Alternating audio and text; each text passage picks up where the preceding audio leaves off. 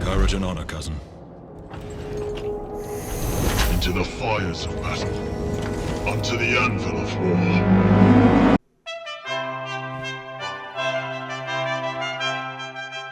Hello, and welcome to Warhammer 40k's Grim History from the Beyond. I'm Zeckthar. And I'm Yuksen. And we are the chroniclers of all that was, and all that will be during the 41st millennium. We've seen the rise and fall of many empires, and this month we'll be talking about the Plankonious Wars. Indeed, Zeckthar, the Plankonious Wars, a war that began in 997.M41, when Big Toofs invaded the Plankonious system. This week we will be discussing the next key planet Big Toof will try to conquer and why. But first, how is the war progressing so far, Zeckthar? Actually pretty well for the orcs. While boss Claw Squeakweek's orcs were mopping up the Vostroyans on Oxidon, Bob Big Toof had taken 7 more worlds on the outer rim of the system before anybody knew what was happening. Now, mind you, most of these planets were small in population and importance to the big picture, but it kept the boys from scrapping with each other too much. Big Tooth himself took the planet of Geometra, and it was while he was on this planet a newer, smaller orc force showed up named Grot Thumper. Naturally, their big boss, pile-driving Grot Thumper, or PGT to his knobs, landed on Geometra and demanded to be called the boss. After giving the upstart orc a proper good thrashing and killing most of his knobs to show who was the real boss, PGT finally relented and told Big Tooth of some very disappointing news. Apparently, his presence had not gone as unnoticed as he would have liked. Plankonious had reached out to Terra, and the Imperium had responded by sending their next fleet to the Sabbath worlds early. It was a monster fleet, composed of 50 battleships and 25 cruisers, shepherding massive transports carrying 12.5 million Cadians, along with all their armor and artillery. Even with the reinforcements from PGT's boys, Bob knew he didn't have nearly enough lads to compete with a force this size. While his force was growing every day, Bob wasn't sure he would have a large enough to fend off the Cadians. He needed more boys, and he needed them now. If there was only a way to get the word out faster, and the answer came to him on a planet named Mary Jane. Ah yes, the planet Mary Jane, a place with flowing green fields, hills, and trees. Most would originally think it was a pleasant place to live. Indeed, it sounds actually kind of nice. Ironic to most of the planet. Oh no, it's not like... Okay, what's wrong with it? Of course, they'd be wrong. There are 3 things that make it a horrible place to live. A plant found pretty much everywhere known as the razorweed, and 2 very vicious bugs called serpent beetles and weavern flies. Now, razorweed is very sharp, hence the name, but is also poisonous, well, at least to humans. If one of these plants cuts the skin, you will suffer from nausea, loss of equilibrium, and severe headaches. These plants are the main diet of the serpent beetle. About the size of your palm, these bugs have a corrosive saliva that can melt some metals, of which they also eat for sustenance. They also possess a stinger filled with a venom that causes fevers, temporary blindness, nausea, loss of equilibrium, and severe headaches. But as bad as that is, the venom from a weavern fly is much worse, growing as big as a man's arm and being extremely agile.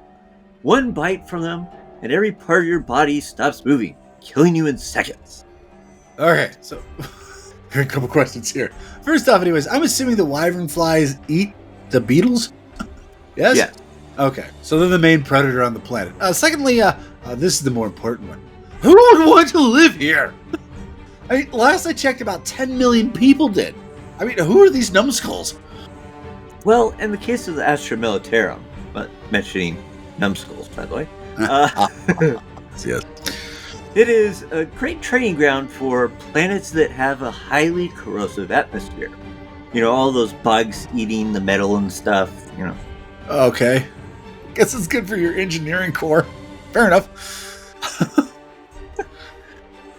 It was also a perfect location to put an intergalactic transmission station. Or, well, a radio station, basically.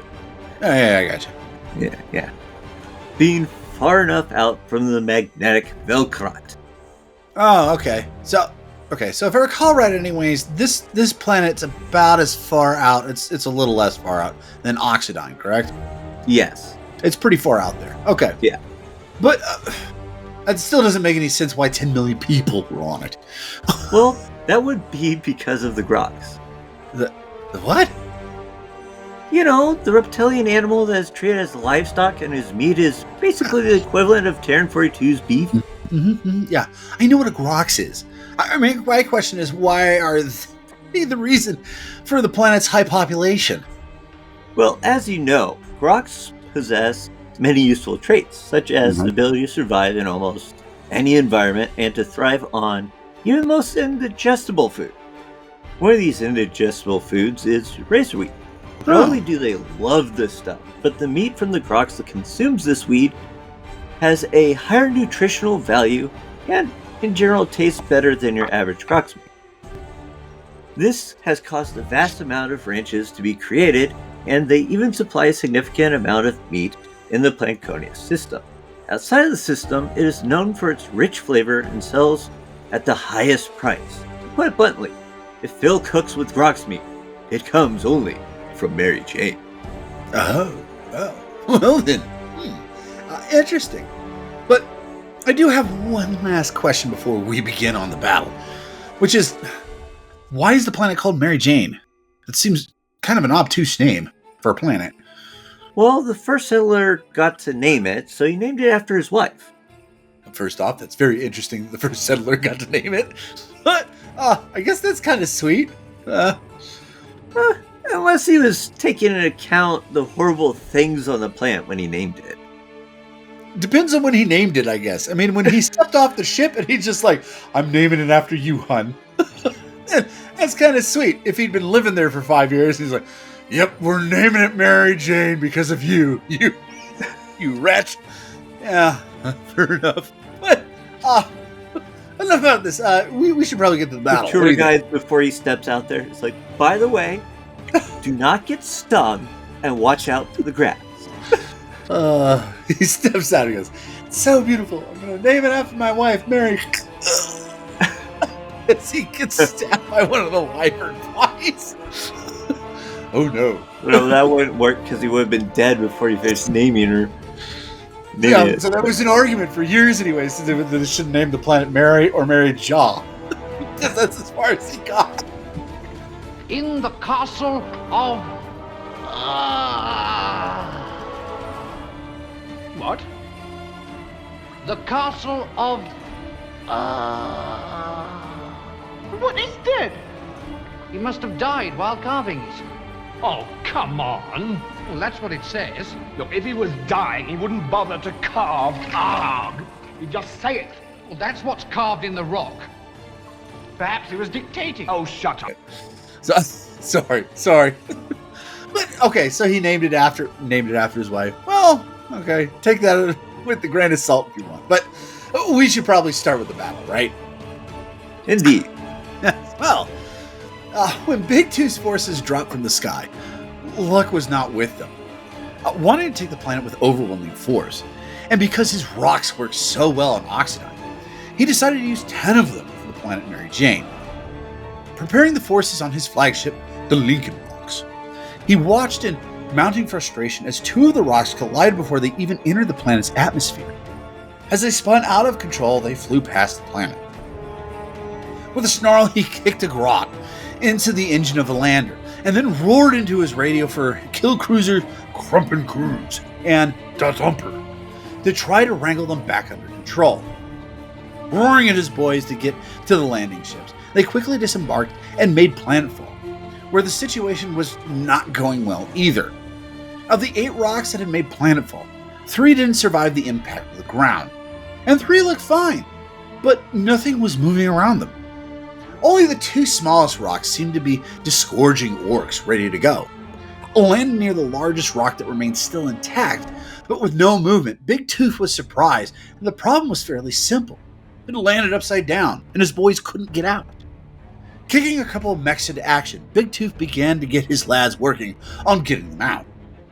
Meanwhile, the two smaller rocks disgorged a still significant-sized army, 80,000 Goths, along with 10,000 Bad Moon Flash Kits, and 5,000 Death Skull Burner Boys, made up the majority of the mob.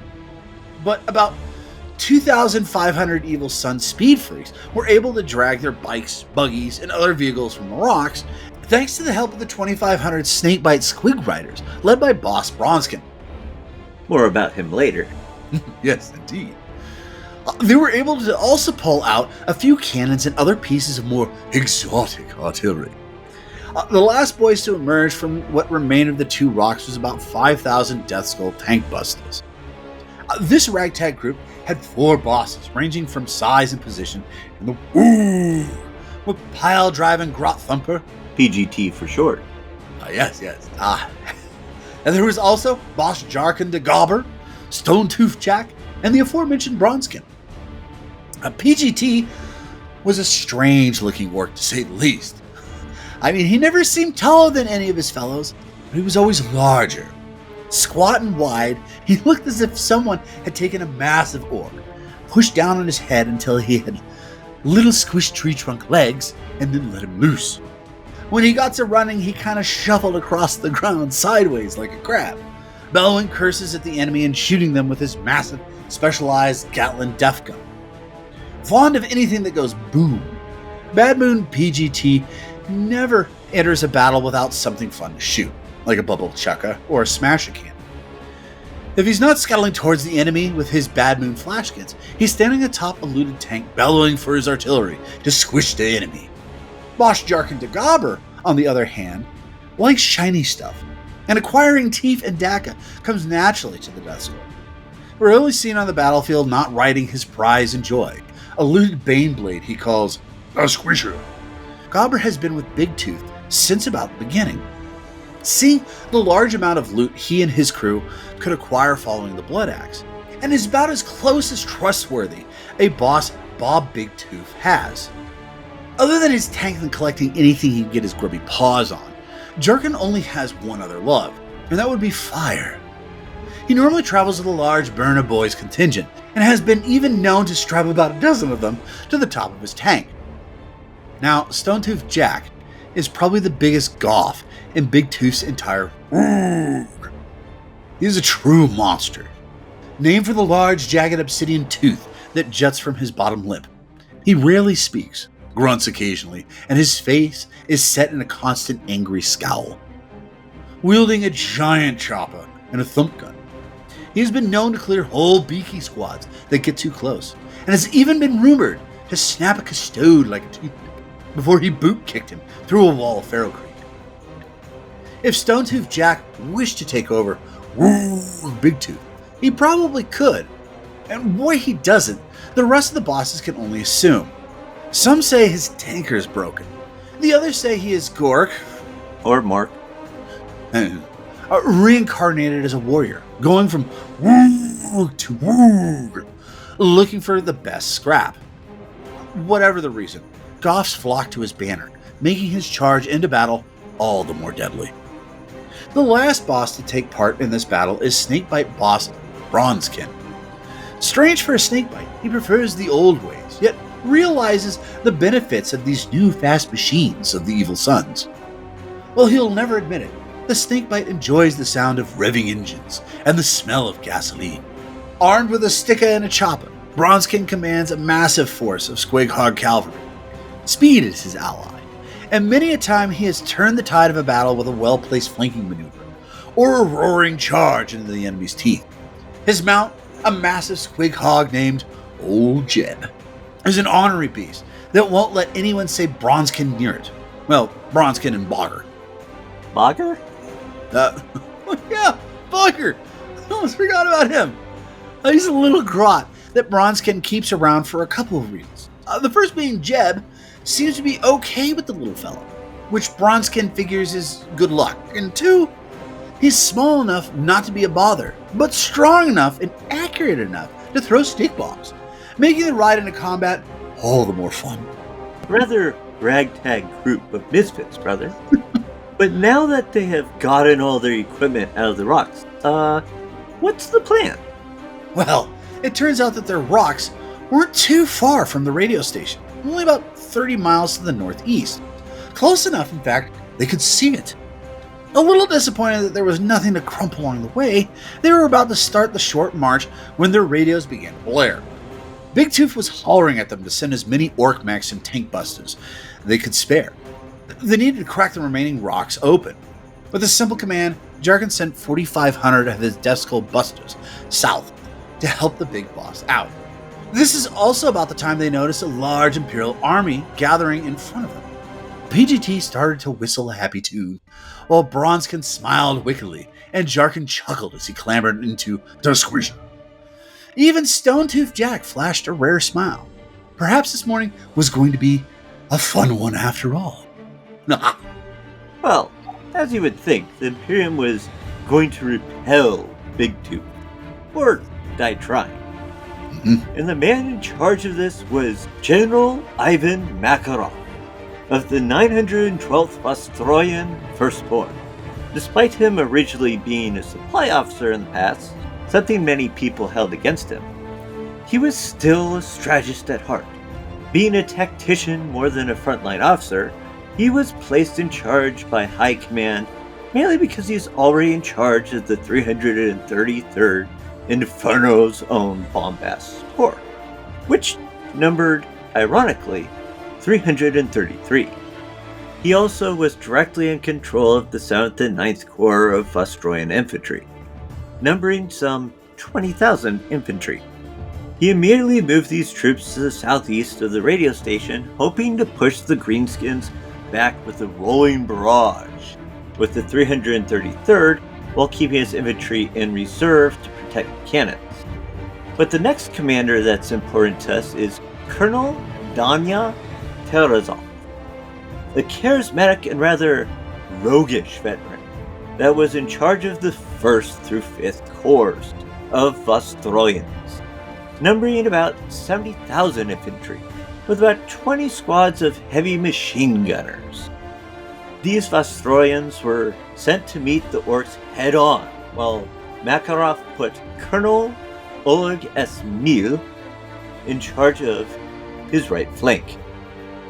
Oleg was a crotchety old man who was known to drink maybe a bit too much on occasion, and was in charge of the Vostroyan 1st Armored Division, which contained 75 Leman Russ tanks. Along with Oleg, Makarov sent Colonel Nikolai Runyan and the remaining 30,000 Vostroyan infantrymen. This was the force Makarov was hoping to send in a wide sweep to hit the orcs in the rear flank, crushing the orc horde approaching the radio station. Not being a complete fool, Makarov kept a small flanking army to the left, mostly cavalry, led by Colonel Dmitry. Now, speaking of Colonel Dmitry Okhotnik, some say he was born in the saddle. An excellent horseman, he was in charge of the 912's 15,000 hussars. He wheeled to the left in a wide arc, hoping to go unnoticed so he could ram into the orc infantry, causing quite the ruckus. Keep in mind, there is one other general that is very important to this battle, yet he did not take part, and that would be Cadian General Bob Patterson, who was not only in charge of the 20,000 Cadian infantry, but was also in charge of the 157 Weavers on Mary Jane. Being the only Astra Militarum group not under the command of Makarov, he thought that the battle would surely be run by the largest orc in the largest tank, and that would be Jarkin. Seeing Jarkin's 4,500 tank bustas move south to help Big Toof, all the while a monster orc and a monster tank, aka Jarkin, chasing after them roaring insults, Patterson was confused. Surely this was the boss. As he clicked his binoculars back, he soon came to a realization with a grin. The orc was heading south to help gather reinforcements from the Silent Rocks. Without hesitation, Patterson took his men and marched south, chasing the Death Skulls to the south, thinking they were the key to the battle. Of course, this was all part of Jarkin's plan. You see... Zeckthar? Yes, Yuksen? I have one more commander who is very important to this. A Lieutenant Jaeger. Lieutenant? Isn't that kind of like low on the totem pole? Well, he is an Astartes. Oh, okay, gotcha. Yeah. You see, before he charged south to take out the Death Skulls, Patterson slapped the Oath of Mary Jane on Makarov's chest. Wait, what? I thought that was a Wolfhound pledge. Indeed it is, Zeckthar. Indeed it is. When Patterson had landed, there was a big deal about him being the first Cadian landing within the Plankonious. And not only were the honors of the humans living in the system space presented to Patterson, but Astartes as well. Meant to be a symbol, the Rose of Mary Jane was a solemn oath by Chapter Master of the Wolfhounds, Johander B. Sebastian, that whoever bears this sigil can command those wolfhounds around them to protect. What are they protecting? Whatever the holder of the sigil asks. Wow, so that it kind of gave him an Astartes bodyguard while he was on Plankonious, huh? Yes. Well, wow. Patterson gave it to Makarov, and his orders were to swing in on the right flank hard and crush all resistance. Getting his war bike, Lieutenant Jaeger grinned as he revved his engine. He thought he was going to be stuck in a holding position, playing babysitter to these tourist army members. As he goosed the engine and roared out of the hangar with 20 of his battle brothers, he laughed out loud. Instead of being a babysitter, he was to be the spear tip, smashing into the underbelly of the beast of the right flank. You keep mentioning this right flank. Care to let the rest of us in? Sure. Now, real quick, while the 4,500 tank bustas and 20,000 Cadians did no fighting in this battle, they hold a very important part. Mainly the Cadians played the fool. It wasn't long before Jarkin realized Patterson was following his boys south, and figured he could draw them away from the battle, voxing the evil sons, he and his forces. If I recall right, that was the remaining 500 tank busters, 5,000 burner boys, and some 40,000 Goths led by Stone Tooth Jack. Hitched a ride on the Speed Freak vehicles once they were out of sight, and hauled balls southeast to support PGT. What, all of them? Pardon? I mean, how did 45,500 orcs fit in 2,500 vehicles? I mean, even if they were all trucks, which I'm betting they weren't, I'm betting there were a few bikes there, it just doesn't seem possible. Although it would be kind of funny to see anyways, them try to do it. I mean, with orcs being orcs, I mean, I could just see the guy on the war bike and just like 10 Goths stacked on top of him. We're gonna get their boys together. Yeah. But I just don't see it. Very perceptive, but not patient, as I was just getting to that. Sorry. Only about a quarter of his forces make it back to PGT. The rest were going to have to hoof it. Jorkin stayed behind to keep the boys going in the right direction, and Stone Tooth just growled as he kicked an evil son off his warbike and puttered off with the rest of the evil sons. This movement will be key later in the battle. But let's check in with PGT, shall we? Indeed. What's he up to? Well, PGT held a hill just south of a river that split the battlefield north and south. This river would actually bear the name of this battle, Grox Run. The Bad Moon boss began to shell the enemy, but from his vantage point he was able to see that Makarov had sent Colonel Terezov and his troops to try to push forward on his southeast flank, trying to cross Grox Run across Stone Bridge, the only crossing of Grox Run for miles.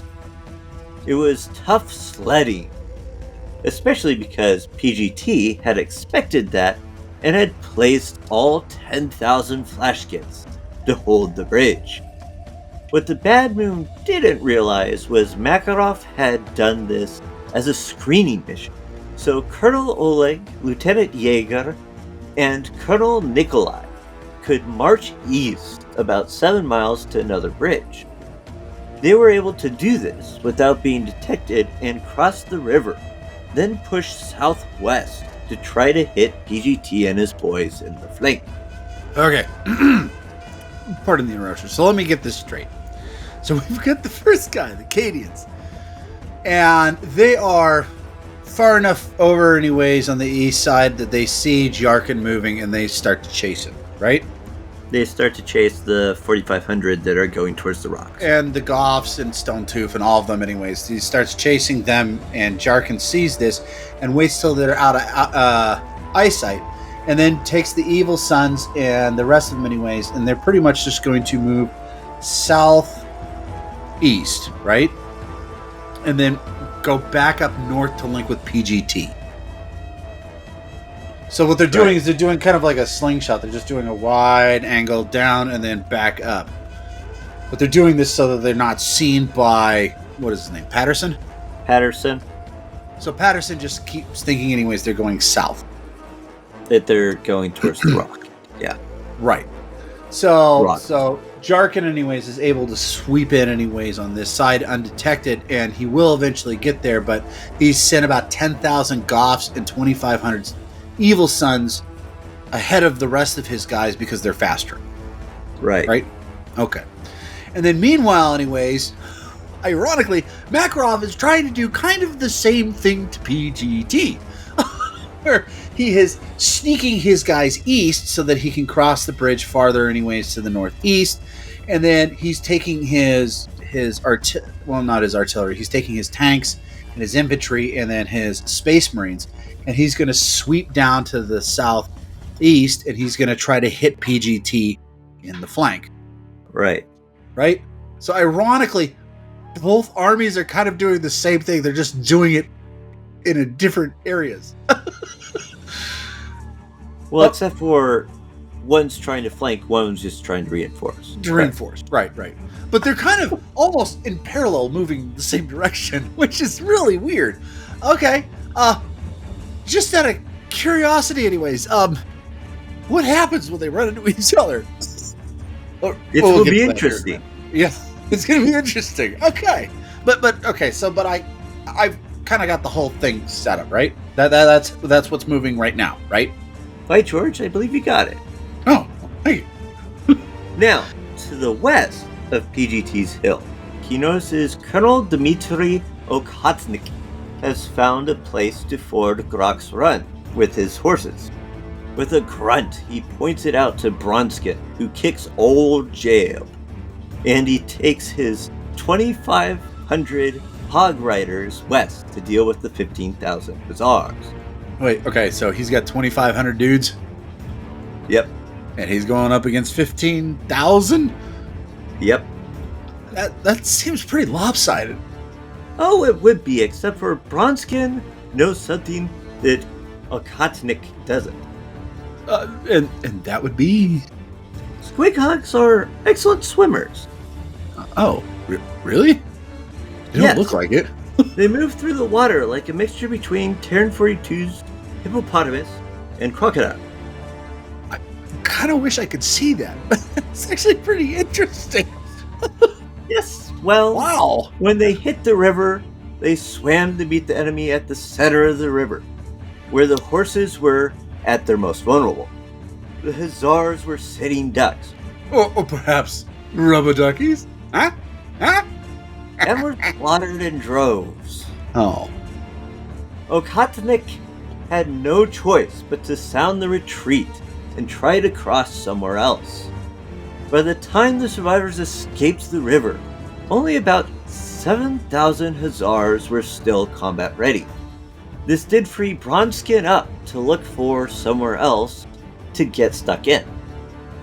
In the east, the Imperial flanking army was moving far too slow for Jaeger's liking. They had moved well to get across the bridge, but now that they were on the enemy's side of the river, the Vostroyan seemed gassed, revving his bike's engine in frustration. Jaeger urged the colonels to pick up the pace. Both colonels knew Jaeger was right. They just didn't think that they could. They had pushed the men at hard march for the last hour. If they moved them any faster, they would be useless when they reached the orcs. So they came up with a plan on the spot. Colonel Nikolai would remain behind with the infantry, which he would slow down to a half march for the next 20 minutes. And Oleg would advance with all speed in his 75 Leman Russes with the Stardays flanker squads. Excuse me. I've got a question for you. So it seems like at this point anyways, PGT's only got pretty much infantry and then some squig hog cavalry riders, correct? Oh, and his cannons. Yeah. Including, if I recall right, from the notes that I have here anyways, a bubble chucka. And Yes. another weird cannon, yes. Yes. What do they have anyways that can actually fight against 75 Leman Russes? Flashkit's weapons are pretty deadly to begin with, but Say that again? Flashkits have pretty the flash their kit guns? weapons are Can pretty they actually deadly. penetrate Leman Russ armor? I'm guessing. so. I'm guessing it probably can, but it's more along the lines of they really have to really gun into it, right? Yeah. Okay. Or hit the weak armor. Which is normally behind it, which doesn't help. But Well, take out I'm cracks assuming so anyways, it you've can't got really enough move, infantry. you know. And I'm assuming if you have enough infantry, you can kind of swarm over the Leman Russes, right? And you can kind of rip them open and Right. get the people inside. But I was thinking, anyways, they really don't have anything that can actually compete against these Leman Russes, like armor-wise, right? Not really. Huh. Okay. Well, this will be interesting. Sorry. Carry on. As this forward team advanced, they had not gone unnoticed. Seeing that holding the stone bridge was pointless at this point, PGT moved his flashkits to the southeast along with 25,000 Goths to meet the enemy. His remaining 15,000 Goths would form a line covering his hill and artillery from Terezov and Makarov, who, seeing his formation changes, began to advance across the stone bridge. The bloodshed really began on Matthew Hill when the 10,000 flashkits ran into Oleg's Leman Russes. The tanks mulched through the flashkits, with only a few being peppered enough to be destroyed. What it did do, though, was slow the tanks, and that's when 25,000 roaring Goths came running up the hill, swarming over the war machines like a plague of locusts. The slaughter was immense. For every tank destroyed, it took at least 200 orcs with it. And through attrition, the Imperial forces would have been broken that day if not for Lieutenant Jaeger and his biker squads. Never slowing, they rode straight through the orc lines, hacking and slashing with their chainswords, all the while blasting orcs into pace with their mounted heavy bolter. The orcs couldn't slow them down, so they slaughtered with abandon. It began to stalemate, but that's when Terezov, Makarov, and Nikolai began to reinforce the hill. The orcs started to lose ground, and then in a panic they fled, running back towards PGT, running past Henry Hill, where the Evil Sons had just dropped off 10,000 Goths. With a growl, Stone Tooth cut the engine to his bike and dismounted, loading a massive shell into his thumper. He just silently glared at the sea of humanity rolling up Henry Hill. Lieutenant Jaeger had never seen such a large orc before. Sure, he had seen mech boys in armor that gave them substantial size, but this orc in front of him was no mech boy. He wore simple leather armor and a ceramite breastplate and black and white checkered pauldrons, yet He was the size of a tank. Not slowing, Jaeger gunned his engine and zipped upwards towards the monster. He fired his heavy bolters, scoring a couple hits at the beast, yet he remained unmoved. There was something that even unnerved Lieutenant Jaeger about this monster. It did not roar, or hurl insults, or even charge him. It just stood there and glared down at him. Originally, Jaeger thought he could just run the orc over, but the closer he got, the less he thought he could. Revving his chainsaw, Jaeger swerved to the right at the last second and swung his blade in a deadly arc. It hit nothing but air. The orc was gone. The next thing Jaeger knew was he was flying through the air. He landed hard, but was up in a flash, sword at the ready, expecting the monster to be all over him. He wasn't. About 5 paces away, the orc stood, holding onto the handlebars of his war bike. With a growl, the monster hurled it down the hill, taking out one of his squad. Unsheathing his massive chopper from his back, the monster marched towards Jaeger with purpose. Not waiting for the creature, Jaeger charged, with speed almost too hard to see. He swung his sword down in a hard chop. It wasn't fast enough. Stone Tooth deflected the swing with a stumper, and then came down hard with his own axe, cutting the sergeant in two. It was then that Stone Tooth did bellow, a roar that paused both the fleeing orcs and the advancing Imperials in their tracks. It echoed over the roar of cannons, the fire of bolters, and tank fire. It was anger in sound. Then he was moving, slow at first, and then picking up speed, down Henry Hill, smashing anything that got in his way. In his wake came 10,000 ear goffs. It wasn't long before the battle between Henry and Matthew Hill became a bloody close-quarter fighting, just what the orcs always wanted.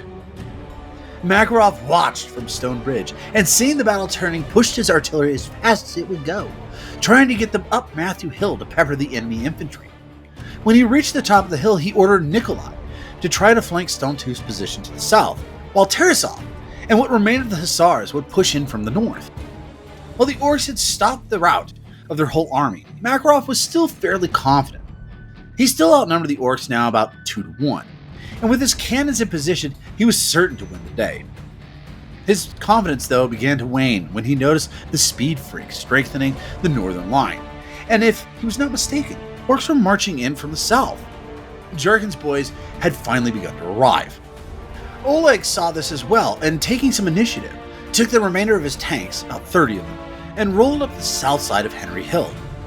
He wasn't about to go anywhere near that monster of an orc that had killed Jaeger, but if he could cut off the stream of orcs reinforcing him, perhaps Makarov's artillery could get rid of the beast.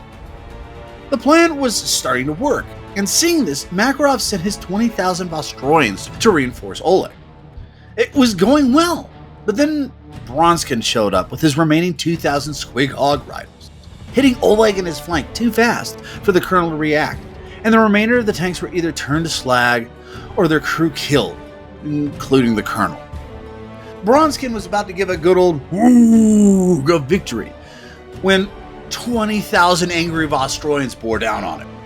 Squigs and snakebites went down in droves, and Bronskin was forced back towards Orcish lines.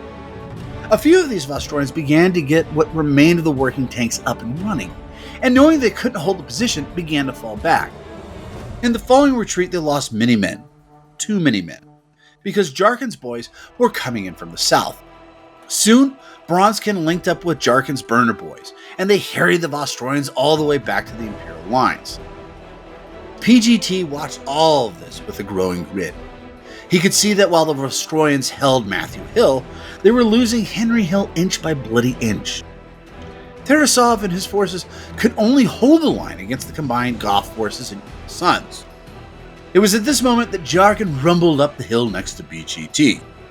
What we waiting for? You stupid! Your boys all ready to go?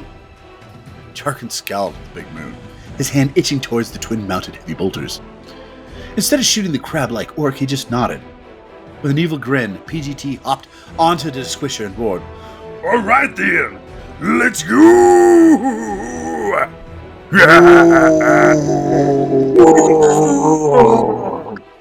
This cry was echoed across the orc lines, and then the orcs did what they do best. They charged. Like a green tidal wave, they surged forward. held back for a split second as Makarov timed his last barrage with deadly accuracy, but it only stopped him temporarily.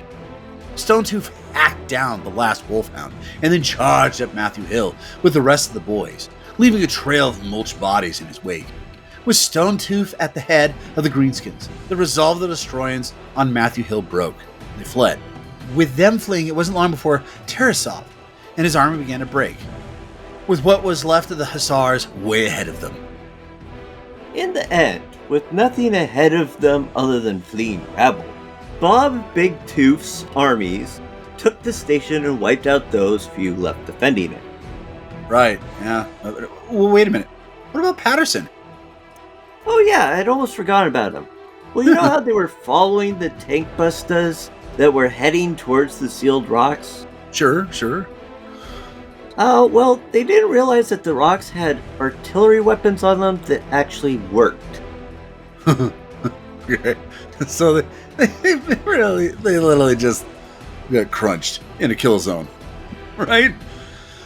Correct. After a very brief exchange of fire, it was over. Where once there was 20,000 Cadians and 157 Wyverns, there was now nothing left but craters. Return fire! At what? The rock? How about the gun that's sticking out of the rock? That's still not gonna work. But sure, yeah. They didn't try retreating or anything. They just... I'm betting they waited long enough for them to get close enough they couldn't retreat. Right? Yeah. Just wait till they got close enough. It's like, boom. Yeah. What's that thing sticking out of the rock? Oh, fish sticks. Kaboom. Pops in my head is Space King when he has the grenade. He just drops a kaboom. He walks away. Yeah, I love how the grenades say kaboom before they blow up. Sorry. Go ahead. Well, that was the end of the Cadians. But it was what not happened next? It's not long after the Battle of Grox Run that the whole world of Mary Jane fell, and Bob Big Tooth was able to send his message of doom across the stars. And it wasn't long before the stars seemed to turn a light shade of green. So, what is your take on this battle, brother? Well, I think the thing that's interesting about this is that both generals actually tried to kind of do the same thing. It just worked out better for the Orcs. The aspect, anyways, of both trying to hit anyways across anyways in a flank. And it would have worked actually for the Imperial forces if not Stonetooth Jack had shown up. I mean, if he hadn't been there, then they would have just marched right over Matthew and then Henry's Hill, and they would have just kept... the route would have just continued to go. But because they were able to hold there, then you had enough time for Jarkin's boys to actually reinforce the lines there. And by that point, you've got a really tired Imperial army that is trying to just hold on. And then you got a bunch of fresh boys that have shown up, and they're just itching to go, you know? And let's not forget that the Vostroyans were like a newly mint regiment. So... there were some newer guys anyways there. They were they were the 20,000 anyways that Makarov was running with. The other guys though were fairly veteranized, which is also, by the way, anyways, why I think they fared a whole lot better than the last guys we talked about on Oxidine. I will say also anyways that this, as opposed to Oxidine, it seems like the Imperial forces work significantly better with a chain of command. Yeah. Which is why it actually, I think they lasted a whole heck of a lot longer. Well, it also helps the fact that their chain of command was so close, too. True. I also find it interesting anyways that there always seems to be this problem aspect with the Vostroyans for some reason anyways with rivers. How do we cross the river? Why are we crossing the river? You know? It seems to be like every time it's like... It won't be anyways indoctrination anyways for the Vostroyans. It won't be the greenskins of the evilest thing in Plankonious. It's going to be those damn rivers. They're always in our way. We could just grind them to pace if it wasn't for the rivers. And ironically, in this situation, it gave the orcs enough time to reinforce themselves, too. Right. Because if they could just march across an entire field, then yeah, you probably would have seen an Imperial victory here. But they didn't. They didn't have any time. The extra time of trying to figure out how to cross that river really actually killed this. Yeah. Because quite frankly, it gave Jarkin enough time anyways to reinforce PGT. Right. So, to me anyways, those are kind of the key aspects of this. The other thing it seems like with these Vostroyans that there is this aspect of they're just orcs. Yeah. We should be able to take care of them. They're just orcs. Kind of thing. I don't know why, but that just kind of seemed to be a thing, and we've already kind of established that these orcs also don't really act like the regular teachings of what orcs do. Well, here's the other thing. This is the case with most regiments in the Astra Militarum. It's only the ones like, for example, the Valhallans who basically they saved their planet from orcs and places like that. They know how they work, yeah. Or also Armageddon. Those units, because of the fact that they had to face orcs so much, they actually know more about orcs and how they are cunning. They may not be the smartest tool in the shed, but they can be very cunning or throw things just out of whack. They aren't just some dumb animal that doesn't know how to do anything. Which is what the Imperium indoctrinates their Astra Militarum with. Yeah. With orcs. These things don't get me wrong. Dumb things to muscle. And yes, but they're very dangerous. But that's all. They're very dumb. They're stupid. They just kind of charge the ranks. And we have seen time and time again, anyways, in these battles, it's not always the case. Yeah. Especially when you get to these bigger boss orcs, anyways, that kind of really know how to maneuver these guys around. And I mean, the only guy in this battle, anyways, that quite frankly, there's a couple bosses in this battle that we don't really see shine all that much. The first is Jarkin. Jarkin, straight up, anyways. I mean, he shows up at the very end, and he squishes a bunch of people with Dust Squisher. But the second one is quite frankly, anyways, is Stone Tooth. Stone Tooth is the scary. He's the boogeyman of what the Imperial think of orcs. He's larger than life. All he does is kill things. He has no tactical advantage here. Quite frankly, anyways, this is really run by a PGT, and he does a great job with it. Despite his crabbishness, right? Despite his shuffling around, anyways. Yeah. And so, to me, anyways, though, it's fairly interesting that I'm gonna have a question here for you in a second, but it's interesting to me, anyways, that because of that Imperial aspect of this should be easy, they're just orcs, simplifies the battle enough, anyways, for the orcs so that they can actually maneuver, and not only maneuver but maneuver well. I mean, don't get me wrong. I think Makarov actually had a pretty good idea anyways. Go around anyways on the east, swing in and try to hit him as hard as he can. The problem is that first off anyways, he marches guys too fast anyways trying to get across that river. Right. I mean, it's kind of that old adage anyways. It's like if your legs are gone, then you can't really fight. But when they swung back in anyways, I thought it was good that Jaeger and Oleg anyways decided to actually move forward and try to continue that initiative. And they almost actually won the day. Which reminds me anyways, my question though is for you anyways, do you think it would have changed the battle at all if Lieutenant Jaeger and his squad of Wolfhounds, instead of being Wolfhounds who I mean, don't get me wrong, they're Astartes and they're great Astartes, had been, and they're great fighters, and they're known very well throughout the galaxy, but they're not known like the Crimson Fists. The Crimson Fists are known as orc killers. Do you think it would have drastically changed if you had two squads of bikers anyways that were from the Crimson Fists as opposed to the Wolfhounds? Do you think it would have changed the battle much? Yes, for two reasons. One is because they are more familiar with facing orcs. The other is the fact that they would probably extend that knowledge onto the people that they're with.